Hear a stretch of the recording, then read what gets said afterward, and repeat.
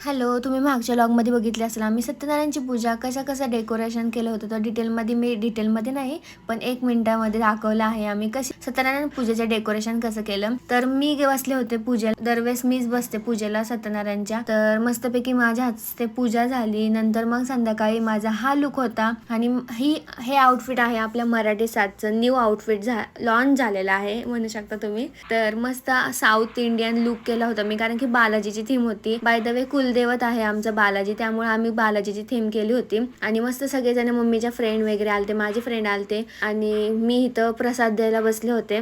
खूप मजा आली आणि सगळे एवढे छान दिसत होते. नंतर सेहरान आलं, मग आम्ही त्यांच्यासोबत फोटोशूट केलं आणि किती गोड आलेत बघा फोटो व्हिडिओ सगळे मस्त आले. आणि इंस्टाग्रामवर फोटो व्हिडिओ बघायला विसरू नका. गणपती बाप्पा सोबत थोडेच दिवस म्हणजे एकच दिवस राहिलाय आणि चांगले दिवस खरंच यार लवकर निघून जातात. आणि मी मस्त आरती केली, तुम्हाला पण घ्या आरती. गणपती बाप्पा